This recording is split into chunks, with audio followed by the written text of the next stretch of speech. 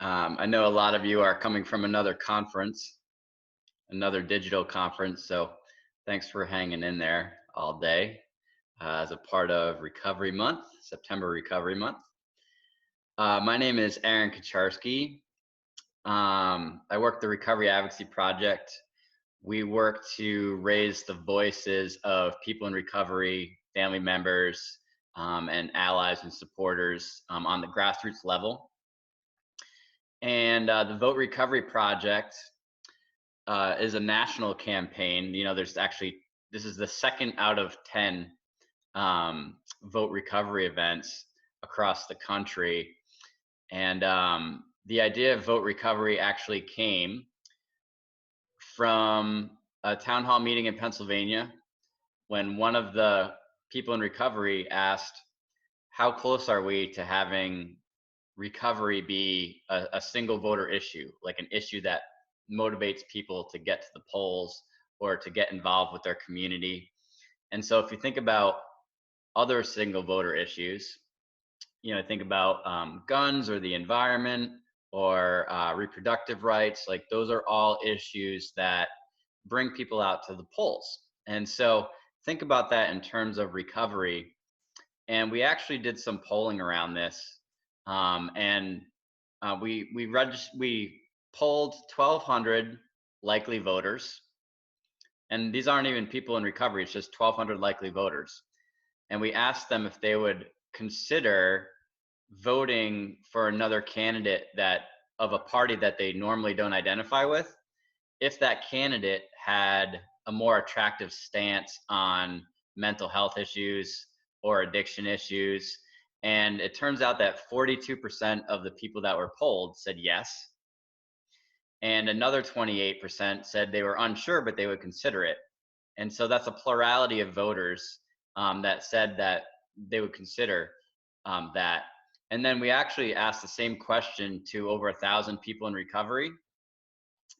And over 80% of the people in recovery that took that survey said that yes, they would consider switching over if there was somebody with a more attractive stance on recovery. On the other hand, when we asked that same people if they knew where their candidate stood, that number was 50% of them said no. And so vote recovery is about us as recovery voters, as individuals, thinking about how important recovery is to us, thinking about the issues that we care about as voters, and then working to see if people running for office and making decisions on behalf of our community is in line with what we care about, and then making a vote on election day. And so Garrett is actually going to go through the Vote Recovery website at the end of this event. We highly encourage you to take to stay to the end. It's going to be a really short program, but stay to the end to really. The Vote Recovery website has a lot of tools. I want you to be able to spend some time on that website as a recovery voter, and think about recovery as a single vote issue, and how that might inspire you to get involved in the community. And so vote recovery is not about a particular candidate. It's not about a particular political party. If you took, Democrat or Republican off of candidates' names, how would we know who to vote for? And the answer to that is we would work to see eye to eye with them on the issues, right? And so that's really what vote recovery is about. This isn't a forum where you're going to hear, recovery stories. It's more about, listening to recovery voters and allies of the recovery community share about the issues that they care about when they go to the polls. Me personally, I've been in recovery since September 6th of 2003, and I've been voting since then as well. I've been a registered voter since I was able to be registered, but there's a lot of people that we found on the Vote Recovery town halls that are first-time voters, that are just working to get registered and into it, and that's really exciting. And so we have state leads all across the country, and I want to turn things over to um, our Michigan state lead, Serena, who's going to moderate and introduce the speakers and kind of keep the conversation going. And then Garrett and I are going to talk about the Vote Recovery website at the end of the event. I'm going to put the Vote Recovery website link in the chat box just in case you want to get started. And then we have an action that you can take at the end of the event where you can pledge to be a recovery voter. And so with that, I will hand things over to Serena. Thank you so much for helping organize this, Serena. Yes, of course. Thank you, Aaron. Okay, so I want to just thank everybody for taking their time this morning. Well, afternoon. Okay, I've been doing this since the morning. This afternoon for joining us in a conversation. I think it's really important. So I want to get started. I'm going to go ahead and introduce Mark Kilgore is our first person in recovery, person in the recovery community. He is a person in long-term recovery. He has not used any drugs or alcohol since July 4th of 1998. Mark is a program coordinator for Greater Macomb Project Vox, a recovery community organization based out of care of southeastern Michigan and Fraser. Mark holds a bachelor's degree in psychology and holds a certificate from the Michigan Certification Board of Addiction Professionals as a peer recovery mentor and a certified prevention specialist. He is also a certified peer recovery coach through MDHHS.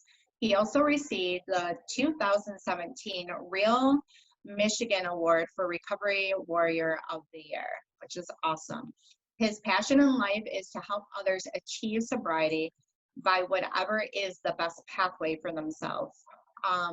So Mark, the floor is yours. Thank you, Serena, and good afternoon, everyone. I think this is a very important topic that we're talking about today, the vote recovery. I meet with legislators on a regular basis every month within my county, and I find people in recovery don't do that. We don't watch legislation that's going on, and we need to unify the voice and talk to our legislators. We need to educate them on what recovery is. A lot of them don't really even understand what recovery means.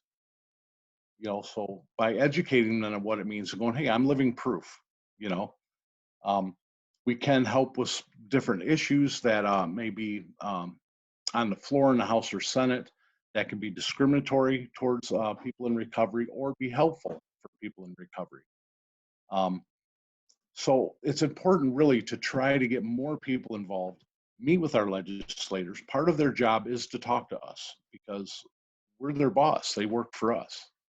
And if we don't do that, people seem to think that our politicians are unapproachable. No, they're not. They're very approachable. But if you don't know how to do that, you don't even know where to begin. So that's a big piece of my job, is getting people involved to meet and find out who their local rep is. A lot of people don't even know who their representative is.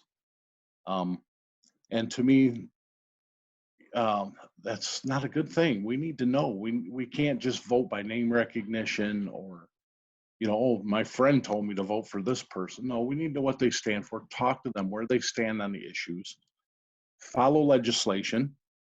The state of Michigan legislature has a website. Once you know how to navigate it, it's pretty simple. An example of right now, there's a package of bills that have to do with expungement for felonies. That can affect a lot of us in recovery. You know, if you committed a crime, got a felony back when you're 18 years old, now you're 40, and that's still held against you. When you go to get gainful employment, when you try to get certain loans, life insurance, they hold that against you. So this is a start. It's a package of 5 bills tie-barred together, which can be helpful to us. I would like to see some of it changed, but at least if we can get it on the books, we can work on the change at a later date. You know, it's a start. And a lot of people in recovery, I think like Aaron had mentioned, aren't even registered to vote. You know, why not? We need to be the voice. We need to register. We need to have our voice heard. And there's misconceptions around that also. People think that if you are a felon, you can't vote. That is not true in the state of Michigan. You cannot vote while you're incarcerated. Once you're released from jail, you may have to re-register and you can vote. Some states you can't. Michigan, you can vote if you're a convicted felon. So there's a lot of work that needs to be done in this area when it comes to vote recovery. Have our voices heard, educate our legislators, educate our allies and friends and family on important issues to us. And that's our job, is to educate people about what is recovery and how does that work. So I should probably stop now. If I don't, I'll just start rabbit trailing off in a bunch of different directions. I have a habit of that because this is my passion. I want to teach people as much as I can about recovery. And, you know, I don't know it all, but I've been around for 22 years and doing this work for over 10. So it's my passion. And, you know, I do have a training I do called How to Be an Advocate. And I do those virtually so anybody can partake in, no matter where they are. That's awesome. Yeah, Mark, I think it's true. I know even just being where I'm at in my recovery, I know what matters, but I don't know how to talk about it. It does make me a little uneasy thinking about like how to approach policymakers or how do I stand up. So those trainings that you're talking about are important. And your voice does. So thank you so much for bringing what matters to you to the table. So next I have Valerie Rutledge, and I believe she was on here. Oh, there she is. Okay, so Val Rutledge is a person in long-term recovery. She's a certified alcohol and drug counselor. She is currently attending college for her master's in professional counseling. She is an advocate for harm reduction and a huge recovery warrior in the Flint community. She definitely has been a big influence in my life. I probably would not be where I'm at here today had she not played a part in my early recovery. So here's Val.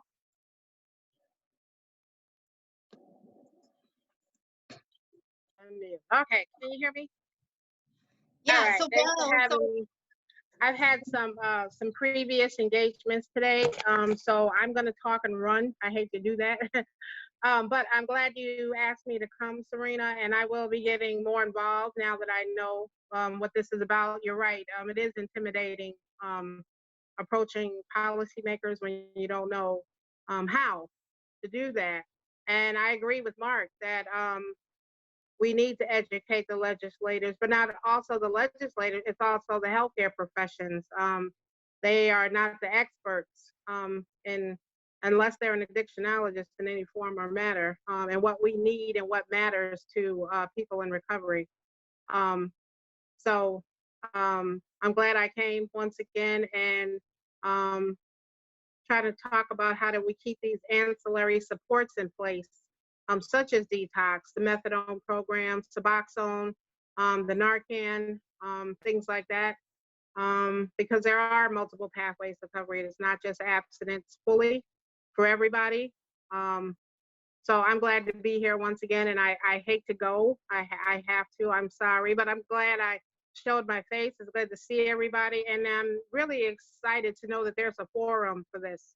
So once again, Serena, thanks you again, and keep me posted on what's going on, and I'll make myself more available. yeah, of course. And that's the point, right? That's the point of these conversations and these meetups, and being able to say, hey, your voice matters, and to get people fired up, to get people talking. And so thank you, Val, for taking the time out. So next we have Steve Lawrence from the Detroit area. Steve Lawrence is a person in long-term recovery. He's a huge advocate in the recovery field also. He is president of the men's chapter, DFAS. It's Macomb, right, Steve? Tri-County area, we don't really define it. Okay, all right, but yeah, so he has been a part of this recovery community, fighting and advocating to really remove the stigma of addiction, and he has been a good friend and a presence in my life. So Steve, what matters to you, and what do you think we need to look at? What would bring you to the polls? What would interest you in voting? Man, I'm gonna sound really bad here, but I don't follow politics. Um, I'm waiting for Mark's next advocacy meeting, so I can get more into it. But what I was thinking about was, because I am a registered voter, so I do vote every year. But what I've learned in the last 12 months of my life, 24 months maybe, is that just voting this Democratic or Republican isn't always the way that should be done. Again, like we were just discussing, Mark was saying, like, and what you guys were just saying, finding out what the policymakers, what they're saying, what they believe in, where their stance is on what we're doing is. But more importantly, like for me directly, like asking myself when I was listening to you guys talk, like asking myself, who do I contact to set up a booth every weekend or every couple weeks at the place where I do my recovery mainly, which has high traffic, I mean, extremely high traffic of recovering persons coming in and out of it, to say, hey, are you registered? And then when they say, oh, I'm a felon, for me to be like, that's cool, bro, man, you live in the state of Michigan. Obviously, you're not in jail, so you can vote, you know, and not pushing an agenda of like, well, hey, man, I want you to vote for this person because, you know, whatever, blase splee, but saying your voice matters. And like, so that when you guys were talking about it, not so much what I do for myself or whatever, things like that, but like considering the environment that I am in most of the time, you know, how do I get more of those people registered to vote and excited about the idea to like go out there and make change through that? So fortunately for me, I have Mark in this area. He's not only a dear friend of mine and a mentor, but literally he lives behind me and 4 doors over. So it's not a rough thing to go, you know, have this conversation with him. But that's what I was thinking about, like, because I've always been a registered voter since I was 18.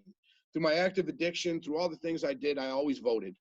You know, I make this joke all the time that I voted for Kwame twice because of the nature of the business I was in at that time in my life. You know, but because of forums like this, I would say it gives me the opportunity to maybe reflect on my indifference of politicians and what they're doing, and look deeper into it for myself, for the recovery community. I know that there's a lady named Jody in our area. I can't pronounce her last name.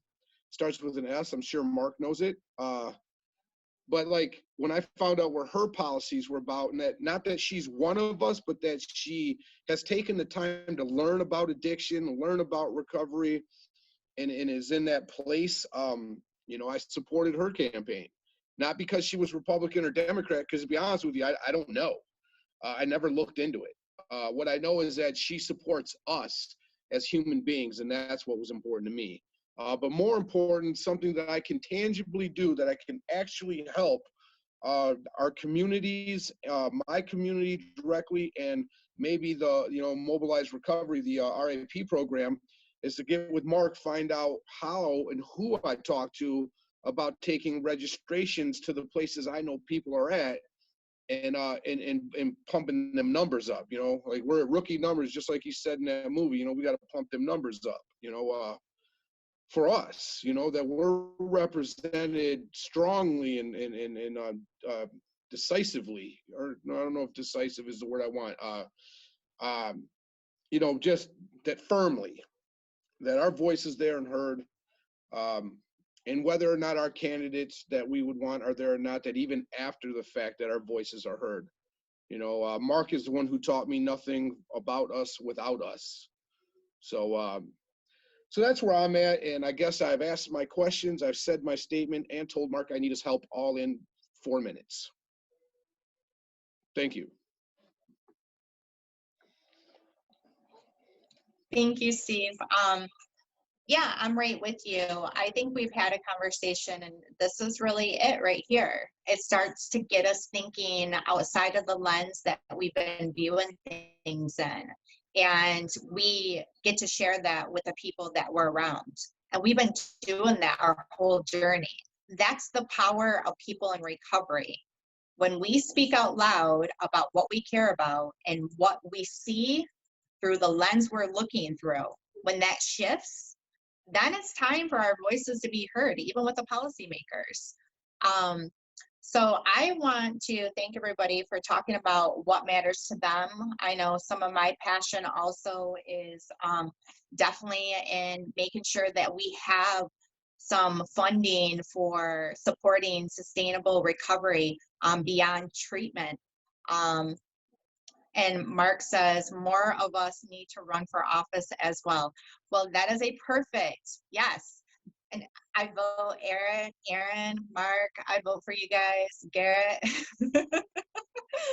All right, so that's a perfect segue into some of the people that we have on here. So we have Joe Bellino, and I am waiting for, okay, so we have Joe and we have Jessica Hammond on here right now to go ahead and just kind of speak to our community. And so let's go ahead and get started with Joe. So hold on one second. I'm here. Joe, thank you so much for taking your time and joining us today. He is a Michigan State representative of the 17th District.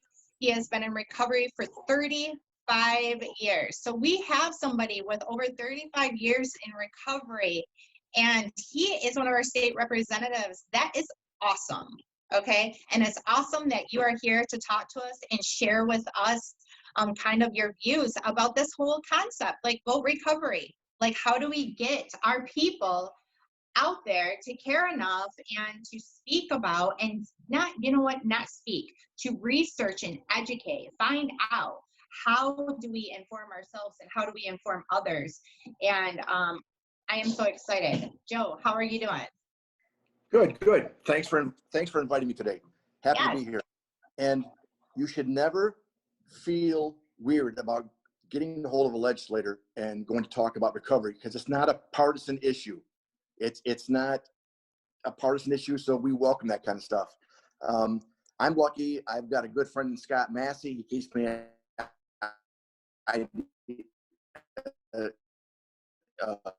up on what's going on, happening and stuff on the outing. And then I keep an eye on what's happening in Lansing. I'm in my second term. My first term, I was involved in a bunch of opioid legislation. Some was good, some was not perfect.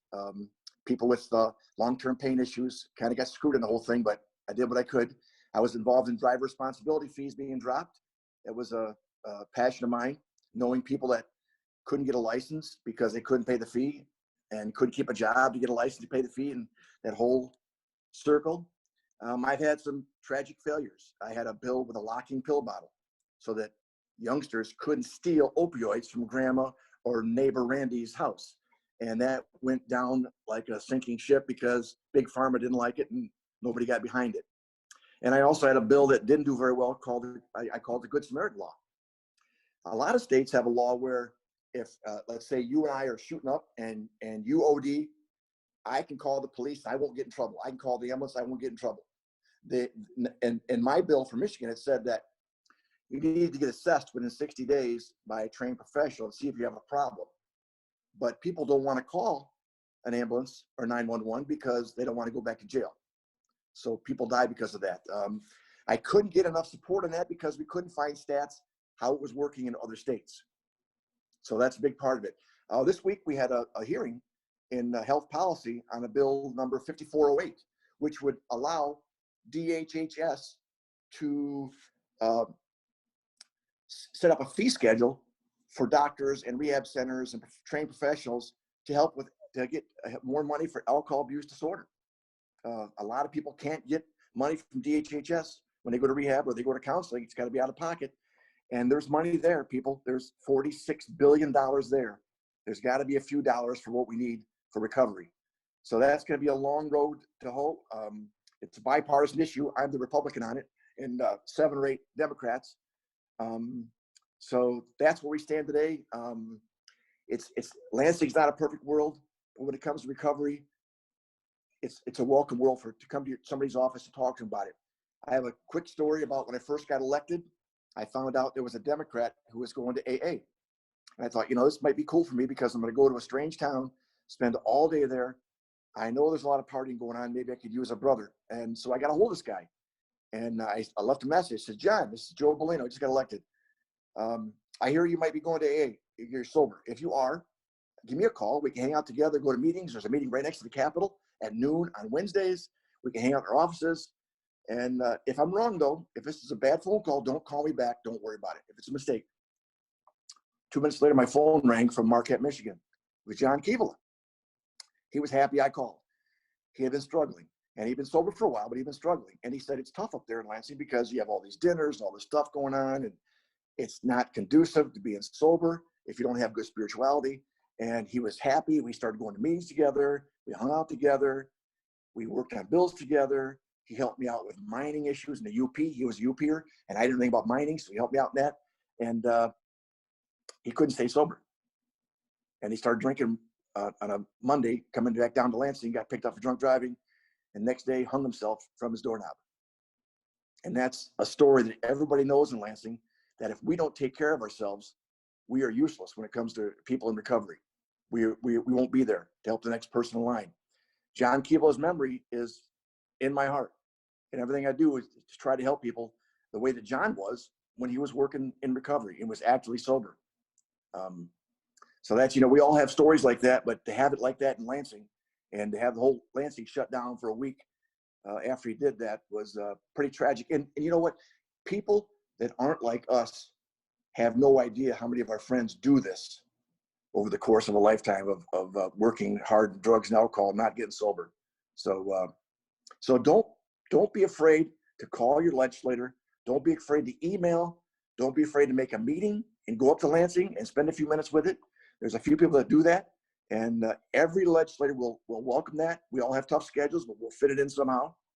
And when it comes to recovery, it's not partisan. So it's pretty cool. And you would be surprised how many people that are running the state now have family members who are sober. It would shock you. In fact, I just looked at a stat of the last 6 speakers of the House. Now, that's the most powerful person in the House. Of the last 6, in both parties combined, 2 were flaming alcoholic drug addicts while they were serving. They're both sober now, but 2 were just out of control while they were in Lansing. So it happens all the time. Thanks for inviting me.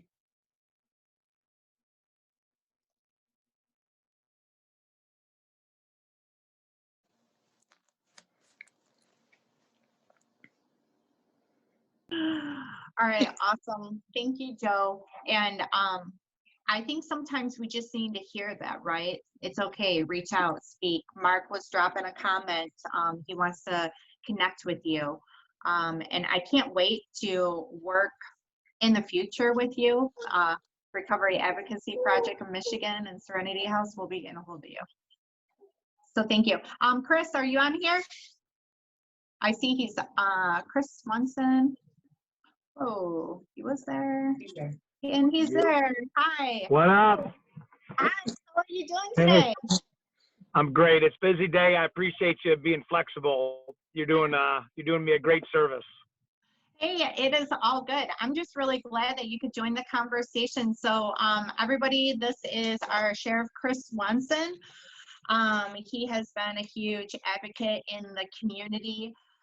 So I will let you, Chris, we've just been having a conversation really based around what matters to us. The title of this virtual town hall is Vote Recovery and what matters to us. And we have been speaking on expungements. We've been talking about harm reduction. We have talked about removing the stigma and the importance of really coming together and becoming knowledgeable so we can empower the recovery community. Well, that's a lot. And I want to start by saying that my presenter before me did a great job and certainly brought it home when you look at the reality of addictions and the dark place that people can go when they feel like they have no hope. And it doesn't matter if you're an elected official, it doesn't matter if you're running a house, it doesn't matter where you are. If you feel like that your purpose in life means nothing and that because of that, you're responsible. It's programs like this and people like you that give that hope back. And when you talk about second chances, I'm the king of second chances. And that's probably why all of us are in the people business, because that's really what we are. We're in the people business. And I would tell you that my contribution to this talk is to tell you what's happening inside a jail facility. As you know, the county jail here in Genesee, we're the 5th biggest county in the state of Michigan out of 83. 9 out of 10 people that are in the jail right now, we have 578 people as of this talk. 9 out of 10 of them are addicted or co-addicted. So they're either alcohol, some type of methamphetamine, obviously heroin, opiates, prescription pills. We even go as far as people that have nicotine addictions. They are heavily addicted. And the majority of their reasons for being in jail come from their inability to make logical, healthy decisions while they're addicted.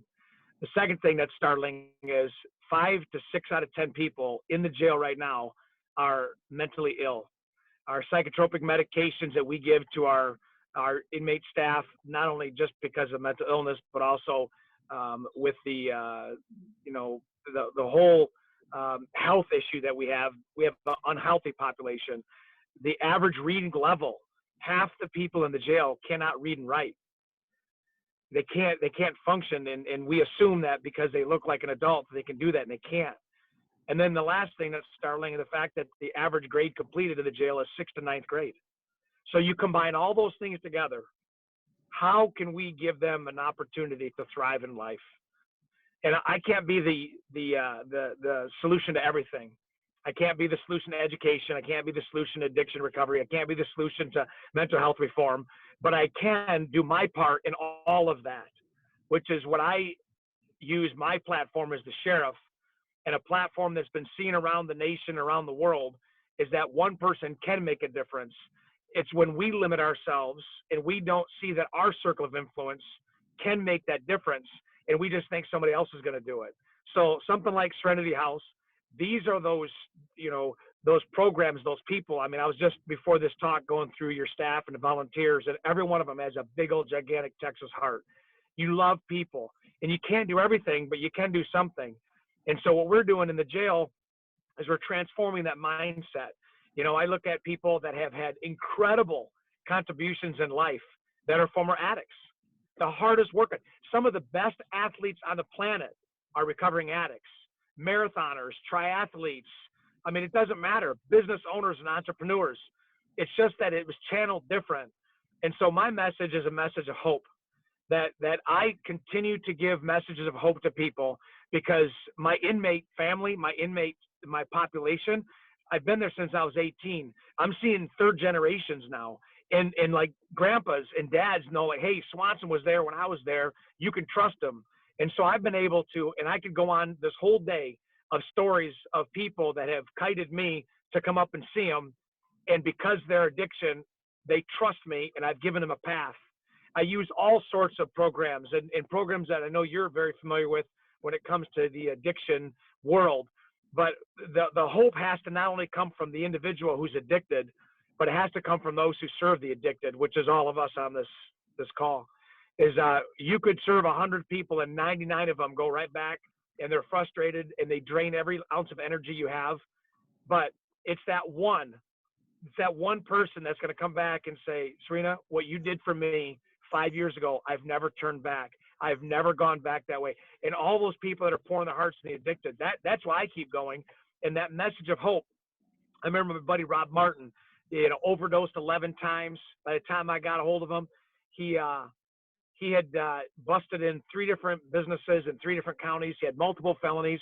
I had known his family just in passing, but I'd never known him. He sent me a kite, and he was up in medical, and he was, detoxed him from heroin. And man, I'm telling you, this guy's like, I need help. I need help. I need help. And I said, if you want to help, man, you're going to have to, when you get out of here, come see me, and I'll tell you every step you need to do. And lo and behold, he did. So the guy that I saw just 3 days before with puke all over him, diaphoretic, just going into convulsions. I mean, this is a guy that he said, I need help. And I accepted that. And I can tell you the journey of Rob Martin right now is one that he took on the Reformers Unanimous on every Friday, went for 2.5 years straight every Friday to go and confront his addiction. And he had to build his trust with his family again. And all that happened. And I'm going to tell you, this January 2021 will mark 10 years of heroin sobriety. 10 years. In fact, I'm doing a video in the same cell that I met him to celebrate 10 years. He got a degree. He runs his own business. He's got his family back. It was a long road. It's guys like Rob Martin that I believe that places just like what you're doing and talks like this continue to fuel us to give that hope. And when you see tragedy, that you don't just throw up your hands and you don't just say, well, I don't know if there's any more I can do. Until you have a last breath in your lung and a beat on your chest, it's our obligation, it's our responsibility to do what we need to do to help those that are addicted, even if you don't even know their name. So I say that because I appreciate being in this conversation. When you talk about expungement, I just answered that call yesterday with the new bill that's going to be presented to the governor, where people have paid the price as a ex-criminal that when they committed their crime, they were under heavy addiction. They weren't even, they haven't even been sober for years, or maybe they grew up in an addicted world and that's all they knew. But by getting an opportunity to dry out, to clean up, they saw their errors and they transformed their life. I believe in exponentially, aggressively expunging those records of the past if they have shown years and years of good behavior and the desire to transform. Aside from the assaultive, I understand that those things are very difficult for people. I get that, but there are crimes that people commit, especially property crimes. They've already done their time. They've already paid their price. Don't penalize them for the rest of their life, because we all know, and we got to be honest with ourselves, that biases are real. And if somebody's introduced to you as an ex-felon, immediately there's a stigma that goes to that. But that's not the same person who committed their felony 10 years, 15 years before. And they deserve that. They've earned it to have a new reclamation, a new identity, which is why I support the expungement and the process that has to be for those crimes identified as what I would call nonviolent and property crimes. So I'll say that. And the final thing I'll tell you is, you know, everybody who's been watching the sheriff's office knows my heart towards rescuing human trafficking victims and crushing the predators that are out there, the customers that are involved in the sex slavery industry. But Ghost is also not just human trafficking, it's heroin addictions. It's the opiate crisis. You know, when I first started the drug team in '94 up in Beecher, it was crack cocaine. Heroin was there, but it wasn't what it is right now. But with the invent of social media and internet access, the fact that heroin now, you don't need to get it from Middle East or Mexico. You can get the synthetic fentanyl. We're seeing a huge uptick. Everybody knows that. And our Ghost team is aggressively going after those that pour poison into our streets. So what we do when we have an addiction that causes an overdose, if the individual is alive and they're Narcan back, then we convince them to allow us to use their last contact and order up the dope and take out the snake that's putting it into our systems. Because as you know, heroin addicts, they use their dope as soon as they get it. So we know that the last contact is usually the one that supplied the dope. And now we go and we raid that house and we get the dope out of there before it goes in the streets. If they aren't Narcan, and God forbid that they die, we still take their phones, we order up, and Ghost is immediately dispatched. And I'll tell you, Serena, what happened just a week and a half ago is exactly what I wanted when I envisioned this. We had 2 dead. One was revived. It was a 20-year-old female. The 19-year-old died. And we got the information, and based on that and other connections, we were able to order up 2 different buys of dope. And we bought, you know, obviously a hit here and a hit there. We ended up hitting the house after a search warrant. And we made 2 arrests, and we got 1.5 ounces of pure heroin. Now, let me break that down. That's 42 grams of heroin, and each gram breaks down to 10 bindles or 10 hits. That's 420 hits of heroin that was taken from the street, because we know that you can't just treat these people. You have to go after who's pouring that into the streets, who's creating the problem. So I say that because it's a busy, busy time of our lives. We are not stopping, no matter if they defund us, as all the way to the end. If there's one person left and you're looking at them, I'm fighting the heroin battle from the enforcement side. We got to continue putting pressure so it doesn't pour into the streets, and that's my commitment. So Ghost is out there. It's something that's real, and we're working it every day. We've got passionate people that are working there. We work hand in hand with Serenity House, with the Y, with Insight, with Life Challenge, with NAA. I'll take them all, because there's not one answer to everything, but collectively we can do it as an addiction community. So that's my 10 minutes. I appreciate it. I am a king of hope. I'm going to continue treating the inmate population so they never come back, and we don't make them model inmates through our treatments through Ignite. And Ghost is here to stay, not only rescuing human trafficking sex slaves, but also choking out those that pour heroin poison into our streets. Boom! There you are on a Saturday. All right, you're awesome. Thank you so much, Chris. Have an awesome day. Be safe. Share that message. And that's what it's about right there. I also know, so what I heard him talking about a lot was about what they're doing on the legal side, but I also know that they're treating it also, even in the jails. So they got new programming happening. New Pass is part of that also. They're going in, they're going to have therapists and recovery coaches. My good friend Marlene, she's the director that oversees really the recovery-based process within the correctional facility. So huge shout out to her. Next, I want to go ahead and hear from Jessica Hammond. So Jessica Hammond was born and raised in Burton. She is just an inspiration in my life, just as a woman. So thank you so much for being here today. I have watched you in the community. I've seen you do like things such as yoga, things in the juvenile detention center. So like your bio says a lot of stuff, but I want to state that your presence just in the community has been inspiring to me, let alone your professional reputation. So Jessica, welcome to the conversation. Thank you so much, Serena. It is a very, I'm honored to be here today. Let's say it that way, because I know that you say nice things about me and it means so much to me. But really, I admire you and what you do and what all these folks on this call do. And hearing people, like Representative Berlina speak, and of course, Sheriff Swanson, talk about the things that they're doing on their ends. And then the people in this group talking about how you guys are going to use recovery as a means to get out the vote and effectuate change, is inspiring to me, because Serena, that's the kind of thing I love. And I do. I mean, activism in any way that I can, whether it's taking dinner to somebody who, whose husband just had a heart attack, or work in the soup kitchens, or like you said, the yoga with the GVRC.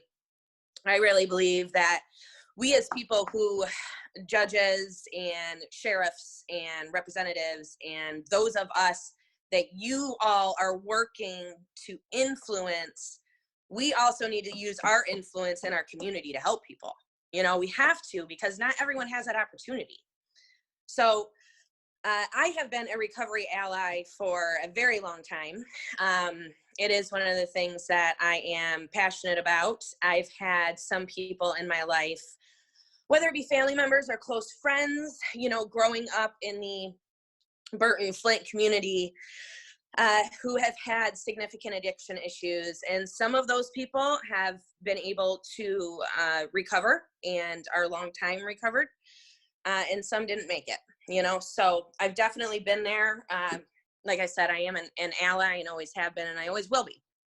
So one thing I heard said today that hit home with me was that we need to educate the legislature. We need to educate the legislature on what addiction is, what recovery is, what those things mean, and that the people who have been through these things often have so much more to give than what people think. So not only do we need to educate the legislature, though, we have to educate the judiciary. So being a judge, sitting on the bench, I'm 67th District Court, and I see a lot of lower level, misdemeanor crimes. That's mostly what your district court deals with. And so when we're dealing with those, so many people who come in front of me have addiction issues. So many, whether it's because they have an OWI or because they have a retail fraud, because they went into the store to steal things. I think my cat's going to try to get into the picture here. And committed some kind of a larceny because they're trying to fund their addiction. If we have, Sheriff Swanson is such a great ally.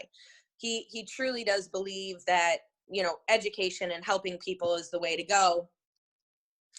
And I agree with him 100%.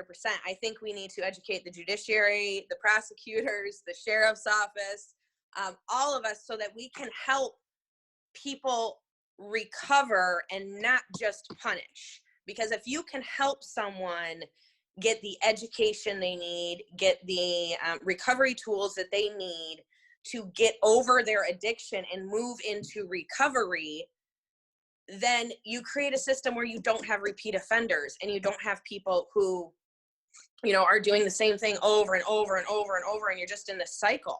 We as the judiciary really have the ability, I think, to help effectuate that change, like on a real level with people who are actually in front of us. So I appreciate Joe's work on the driver's responsibility fees being dropped, because that was a huge thing. I'd have people come in front of me who had driving while license suspended or revoked or whatever it might be over and over and over again. And it's just because they don't have the money to get those driver responsibility fees paid, and then it just piles up, and they're good people and they've been in recovery for years, but they still don't have a driver's license because they can't get past that kind of the fees and stuff that are associated. And then with expungement as well, I'm really supportive of that. So I just want everyone on this call to know that if there's anything that you'd like to talk to me about, if there's anything that you think that we could implement through the court systems, I'm a huge fan of specialty courts.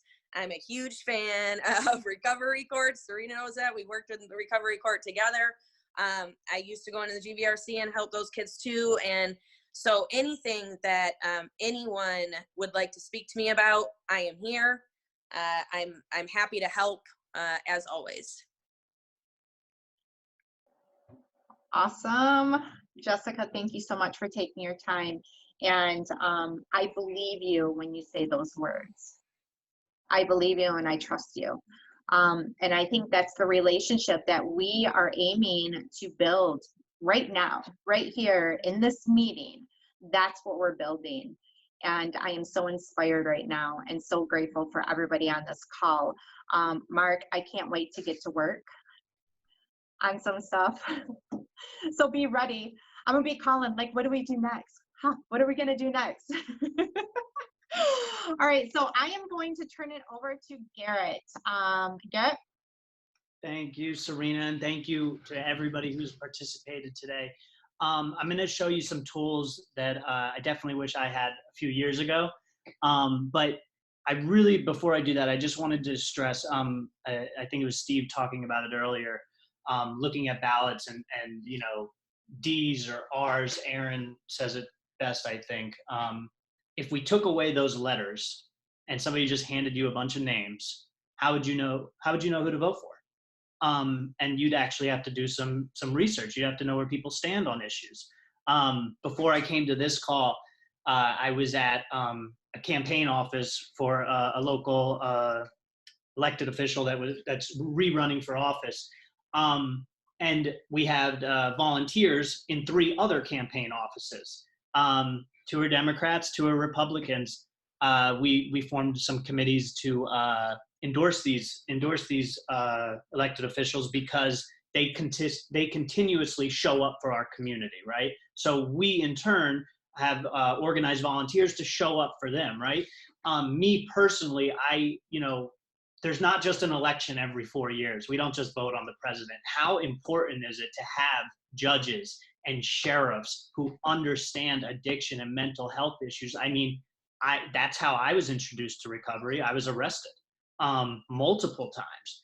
And if the person who ran the jail system in the state that I was arrested understood what was going on, if the judge understood that me coming in for the same crime over and over and over again was not because I constantly just enjoyed stealing from Walmart or Target, it's because I was suffering, and that's how I knew how to survive, and that's how I knew how to maintain the lifestyle that my addiction caused me to live. So I think it's extremely important for our community to educate themselves. But when I think it was Joe that said, like, please reach out to me, like, elected officials do want to hear from us. I know that it's intimidating. It was certainly intimidating to me. You hear like state senator, and I'm like, I'm going to meet with a state senator, and it's just like, you put this person on a platform, but they want to sit there and they're like, I don't know what you know. Please tell me. Let me learn from you. It's like, they're there to represent the people. Why do you think they talk about healthcare and criminal justice reform, gun issues, abortion, all these things? It's because their voting constituents talk to them about these issues. So they, in turn, talk about them, right? They, in turn, educate themselves on them. So us, as a recovery community, we need to educate ourselves, but we need to take a step further, and we need to engage our local elected officials. And I really want to stress how important it is at the local level, because like I just said, sheriff, judges, your city council, your school superintendents, like, these are the people that deal with our community on a daily occurrence. It's not the president of the United States, right? It's our local elected officials. So that being said, one of the things that I heard was like, I don't know how to approach an elected official, or I don't know if I'm registered to vote, or am I a convicted felon? Can I vote? So the Recovery Advocacy Project, in partnership with a lot of people, have put together a site for our community. And I'm going to give me a second. I'm going to share my screen, which we in turn hope you will all use, and let people know that this tool exists for our community, right? So when you come to it, recoveryvoices.com/vote. When you come here, the tools will go on and on and on, but I wanted to highlight a few, right? So let me start right here. This was a big one for me. Convicted felon out of the state of Florida. I always told people I was unable to vote because I'm a convicted felon. Like you all heard, not true. It's not true in all states. When I had moved at the time to California, all I had to do was re-register. My voter registration was reinstated, and I have been voting ever since. So for anybody who says that comment to you, or you just want to check your voter registration status, you can do it right here from this site.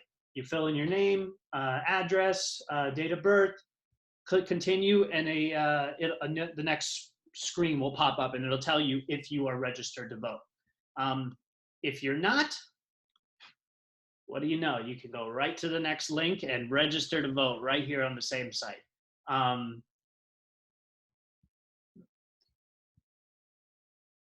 Sorry, loading. Same thing, fill out your information, it'll submit it for you, and you can register to vote right here online if you're able to do online registration.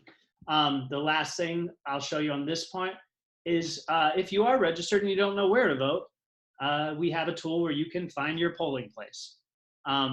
So incredibly important. Use these tools, show them to your community. I know you all represent, whether it's RCOs or recovery homes or treatment centers. Let people know that this tool is available to anyone who wants to use it. The other thing that I think is very important, if you're going to approach elected officials and you are nervous about what to say, and you're not sure what issues are important to talk about, we have put together a recovery issues education page. Each of these are links that you can click on, and maybe you want to educate yourself more on mass incarceration or expungement or anything to deal with, or voter registration rights. Anything you want to, maybe you're going to have a meeting with the sheriff. You want to brush up on some knowledge. It's all here for you to do. Recovery supports, reentry programs. we do our best to keep this updated. If you believe that there's something missing on here, you can email myself or Aaron, and we will get the site updated. And we want to continue to build off this through your help. And then the last thing, candidate engagement that I think is important. When I started voting for the first time, 4 or 5 years ago, I didn't, where is it? Sorry. Anyway, I'll find it. But I didn't know what the difference was between a state assembly member or a congressperson or a Senate, somebody running for Senate. I didn't know what the hey Aaron, which link am I missing here? Yeah, can you just go back just click on vote recovery on the top left to the regular page? Yeah. And then on the main page and scroll down. If you click on step 3 right there. Sorry guys, my computer's acting slow. All right. It's zooming at the same time. Yeah, actually, that's a good point. Let me turn off my video. So, yeah. There we go. It should have, yeah, right there. Learn about candidates and elected officials. So if you're new to voting, if you're not sure, like I was, and you want to know, senators, representatives in Congress, what they do, what your state legislature does, you can come here, what your city council is responsible for. We talk about budgets, like the city council and people in local, they have access to funding, and it's important that we understand their roles. But when we educate ourselves, like, are we going to the right person? Like, if I need to access funding for a recovery home, does that exist with my state representative or my state senator? Who's controlling that budget? Which one am I going for? Is it out of the healthcare? There's all these things, but the real messages to this is that, and we're, as a recovery community, as advocates, like, it is, for me, it is important that I know these things and I stand up and voice these things, right? I can't just say, we need more recovery supports and we need funding, and that's the end of it. Like, I can only scream for so much. I can only attack stigma for so long, right? Until I actually start saying, like, no, enough is enough. There are people that are in office right now who control these decisions. If they're not hearing from me, they're hearing from somebody else. And what is that person telling them? So it is incumbent upon our community to not just, stand and scream and shout and want change, but actually, putting some legwork in. And when we educate ourselves on where elected officials stand on these issues, it's important that we show up for them when they show up for us. If they're on the Capitol fighting for these issues, we need to, in turn, be organizing our community and fighting for them. We need the people that are in power to be representative of us, to understand and advocate for what our community needs. And who best knows what our community needs than the actual community who's affected by the issues. So I encourage everyone to check this out. Aaron, am I missing anything you want me to highlight on the site? And I do have one more thing I wanted to show people, because everybody was bringing up not understanding how to talk to people and everything like that. If you take away the /vote and you just put recoveryvoices.com, there is an advocacy guide that we have put together. So if you want to learn how to effectively speak out as a recovery advocate, if you want to give effective public testimony in front of state legislators or anything, we organize town halls with decision makers like Serena just did, So like all of the guides are here for our community. The tools are here for our community. We want to encourage everybody to use them and organize with them, because it's going to take a real community organizing effort to actually create change, which starts at a local level, and it will translate to the top. And now, Aaron, what did I miss?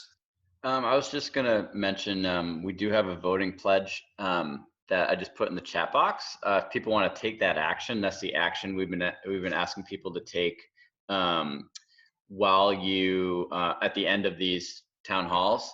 And then the last thing I wanted to say, I had this conversation with somebody the other day, and this is how the conversation went. They were like, I already know, my state's going to go for this candidate for president, and so I'm probably not going to vote. I don't want to wait in line to vote. And that was, and then we started talking about like localizing that conversation. And I was like, what about your state elected officials? What about your U.S. senator? What about all the people that are running locally? And it completely changed the conversation. And so, it's the point of, like I get, you might get stuff in the mail from candidates. I get door hangers. I came home the other day. There was a door hanger, and the first thing I did was look at the candidate's door hanger to see if they had anything on addiction on it. That was the first thing, and there wasn't. And so I was like, all right, I'll go to the website, see if there's something around addiction on it. And there's a little bit of stuff there, but it was very centric to like just opioids. And so I'm in this back and forth with the campaign. I'm talking about a larger conversation around addiction, and it's not just opioids. It's not, and so, because that's personally important to me as a recovery voter. And so, vote recovery is that's a 4-step process. 1, figure out if recovery is something that's going to motivate you to go to the polls. 2, do the research off that website. There's different links to kind of get people started if you're interested in ending mass incarceration, if you're interested in harm reduction. There's links to that. Like, go down that research, right, as a recovery voter, and then talk to your candidates. They have websites, campaign websites. They have staff members, and they have volunteers. You can make those contacts, and I've literally written a candidate's platform on their website when they're running for office, and they're the opposite party of me. Like, I didn't even care. Like, it's just and that just started with a conversation I had with a candidate running for office. We were talking at a coffee shop, and so I wanted to talk to him about addiction issues. And that conversation led to, well, I don't have a platform on addiction, to, well, let's have this conversation, and can you help me draft my platform on addiction? And that was the platform that he ran on, not only just on the website, but also helped guide his conversations when talking to the voters or his constituency. And so that is what vote recovery is about. It's not about, hey, you should believe in this, this, and this. If you notice, we had 4 different recovery voters all talk about 4 different things.